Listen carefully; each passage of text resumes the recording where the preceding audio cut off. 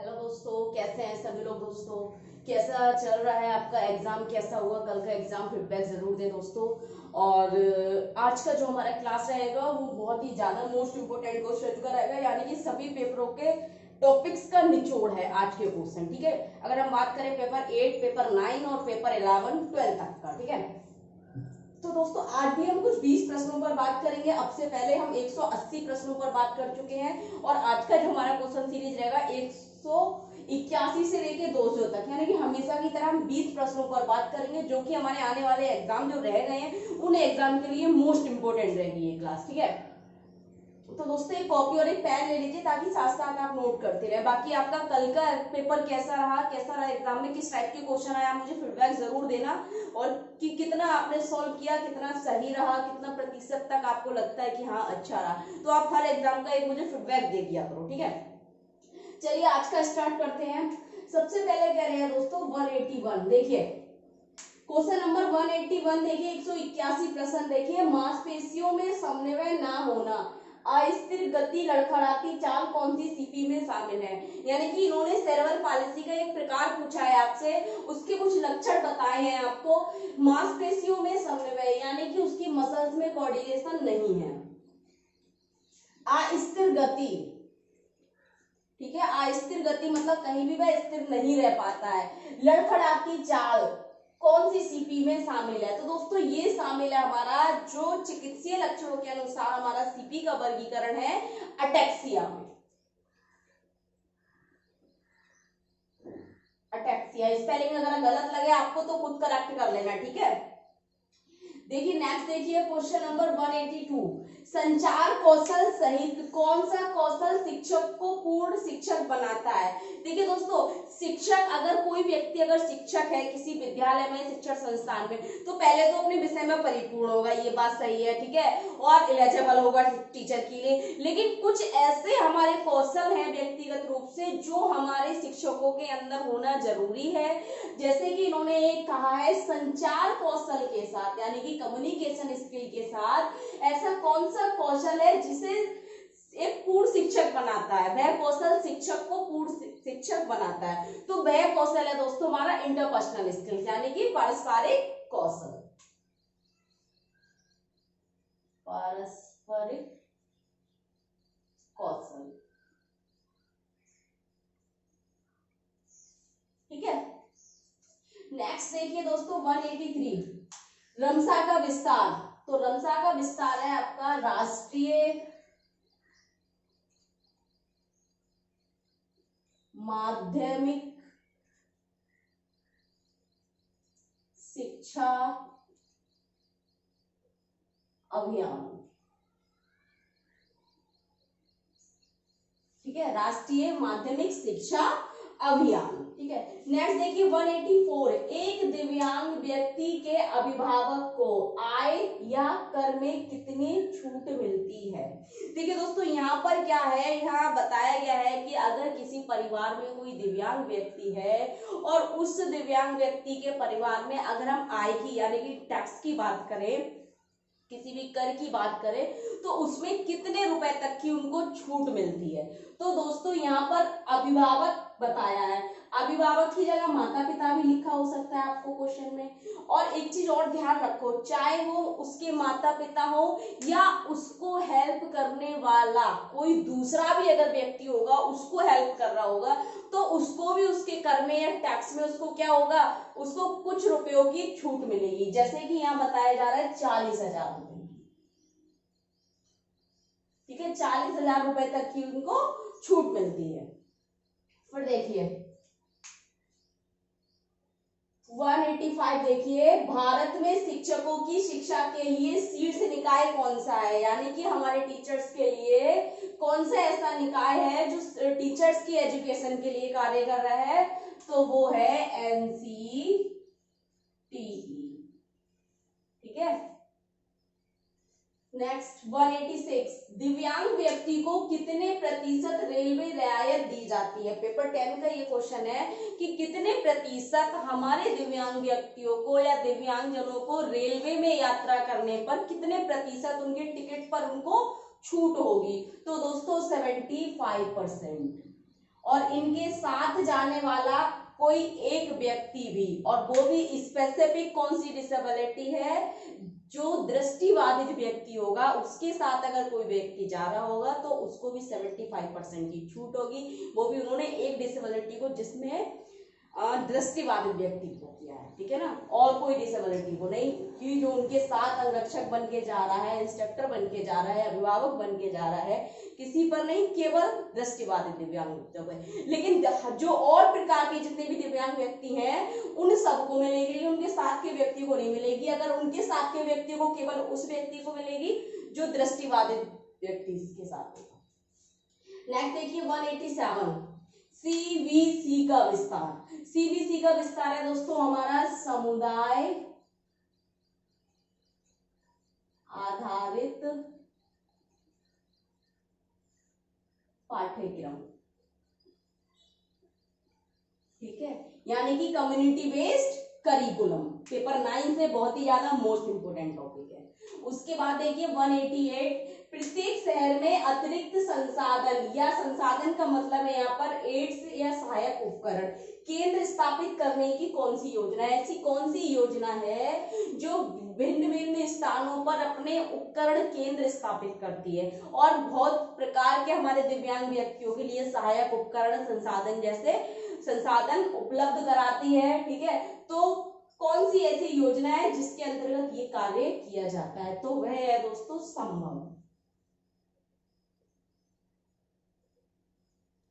ठीक है, जो भिन्न भिन्न स्थानों पे जाके केंद्रों पे जाकर सहायक उपकरण देती है या वहां पर स्थापित करती है, एक केंद्र स्थापित करती है और जहां पर बहुत सारे उपकरण क्या है हमारे दिव्यांगजन व्यक्तियों को दिए जाते हैं। उसके बाद देखिए 189 स्थिर बैठने में कठिनाई, अति चंचलता, ध्यान में कमी किसके लक्षण है? यहाँ पर अगर हम बात करें कैसे हम पहचानेंगे, एडीएसडी है या एडीएसडी हो गया, ठीक है, एडीडी हो गया, ठीक है, या टेंशन हाइपर एक्टिव डिसऑर्डर हो गया, एचएडी हो गया, कैसे हमको पता चलेगा? तो देखिए यहाँ पर बता रहे हैं स्थिर बैठने में कठिनाई, यानी कि हाइपर एक्टिविटी भी है, अति चंचलता भी है, ध्यान में कमी भी है। तो ध्यान में कमी ये आ गया, अति चंचलता, अटेंशन डेफिसिट होने के बाद इनका क्या है, हाइपर एक्टिव भी है, ठीक है। तो इन सब में कठिनाई हो रही है, डिसऑर्डर भी है, तो ये क्या किससे संबंधित हो गया? एडीएसडी से संबंधित हो गया। स्थिर बैठने में कठिनाई है, अति चंचलता है, ध्यान में कमी है, ये लक्षण किसके हैं? एडीएसडी के, attention deficit hyper active disorder के हैं, ठीक है। नेक्स्ट देखिए 190 देखिए क्वेश्चन नंबर, कौन सी परियोजना जागरूकता, सामुदायिक संपर्क और अभिनव परियोजना है? ऐसी कौन सी परियोजना है जिसके अंतर्गत दिव्यांग व्यक्तियों के प्रति जागरूकता फैलाती है, सामुदायिक सहयोग देते हैं और एक दूसरे के संपर्क में अभिनव बनाते हैं? तो वह परियोजना है दोस्तों हमारी बढ़ते कदम, बढ़ते कदम, ठीक है। जब मैंने ये टॉपिक आपको कराया था मैंने कहा था ये टॉपिक आपके लिए बहुत ही ज्यादा मोस्ट इंपोर्टेंट हो सकता है क्योंकि इससे बहुत सारे क्वेश्चन बन सकते हैं। आप इनको अंडरलाइन कर लीजिए, एक बार अच्छे से पढ़ लीजिए। मैंने उनको वहां भी मैंने आपको जब कराया था, इसका टॉपिक कराया था, ठीक है ना, तब भी मैंने आपको बताया था कि इनमें से देखना क्वेश्चन आपको मिलेंगे देखने को, ठीक है, बहुत ही ज्यादा मोस्ट इंपोर्टेंट था। 191 देखिए, माध्यमिक स्तर के लिए पाठ्यक्रम के मुख्य क्षेत्र कौन से हैं? तो दोस्तों माध्यमिक स्तर पर अगर हम करिकुलम तैयार करते हैं बच्चों के लिए, अपने दिव्यांग व्यक्तियों के लिए, तो कौन कौन सा रहेगा? पहला तो रहेगा व्यक्तिगत, ठीक है, दूसरा आ जाएगा हमारा सामाजिक, तीसरा है हमारा शैक्षणिक, ठीक है, व्यक्तिगत, सामाजिक, शैक्षणिक, उसके बाद आ जाएगा व्यवसायिक, फिर आ जाएगा हमारा मनोरंजन।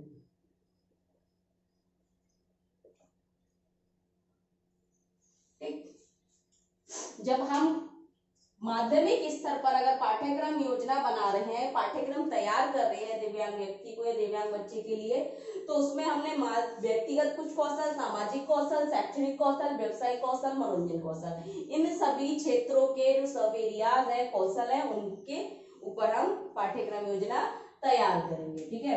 नेक्स्ट देखिए 192, कौन सी योजना दिव्यांगजनों को किफायती स्वास्थ्य बीमा प्रदान करती है? ऐसी कौन सी योजना है जो दिव्यांग व्यक्तियों के लिए, दिव्यांगजनों के लिए स्वास्थ्य बीमा योजना प्रदान करती है, स्वास्थ्य बीमा योजना प्रदान करती है या स्वास्थ्य बीमा कराती है? कौन सी ऐसी योजना है? तो दोस्तों वह योजना है हमारी निरामया।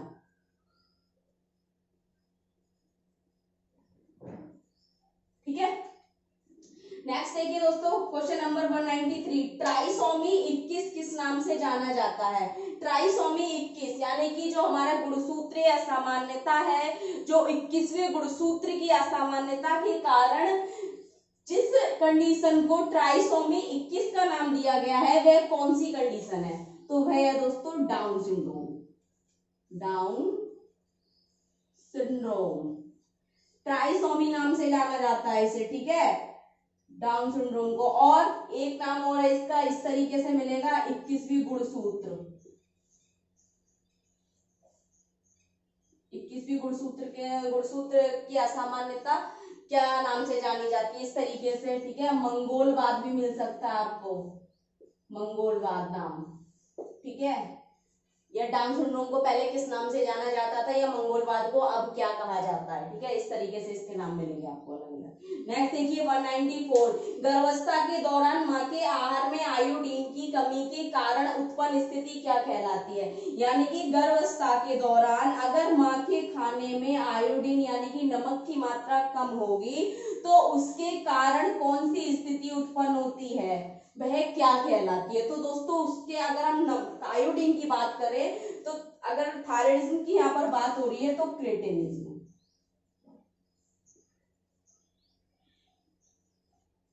बौनापन। ठीक है, क्योंकि आयोडीन की कमी में अगर मां के खाने में आयोडीन की कमी होगी तो बच्चे के अंदर क्या होगा, एक कंडीशन आती है जिसका कारण है क्रेटिनिज्म। ठीक है ना। नेक्स्ट देखिए, यदि बच्चे में ATNR रिफ्लेक्स रह जाए तो क्या समस्या आएगी? यानी कि कह रहे हैं जैसे ये सीपी बच्चों में हमें बहुत कम देखने को मिलते हैं और कहीं ना कहीं उनका कोई ना कोई रिफ्लेक्स बना रह जाता है। ठीक है, जाते नहीं समय के साथ साथ। यदि बच्चे में ATNR असमेट्रिक टोनिक नेक रिफ्लेक्सेस, ठीक है, तो ये अगर रह जाए तो बच्चे में क्या समस्या देखने को मिलेंगी? तो खाने और पीने जैसी समस्याएं। खाने में समस्या होगी उनको और पीने में समस्या होगी। ठीक, नेक्स्ट देखिए 196, कौन से सीपी बच्चों में संवेदनाहीनता पाई जाती है? अब ये टॉपिक देखिए दोस्तों कैसा, मतलब किस तरीके से क्वेश्चन पूछा जा रहा है कि कौन से सीपी बच्चे में। पहली चीज तो ये है कि जो शारीरिक दिव्यांगता का एक प्रकार सीपी है, इसमें केवल मांसपेशियों पे नियंत्रण नष्ट हो जाता है, संवेदना नष्ट नहीं होती, संवेदना बनी रहती है। संवेदना नष्ट केवल कुष्ठ रोग में होती है, लेप्रेसी पर्सन में होती है, लेप्रेसी वाली कंडीशन में होती है।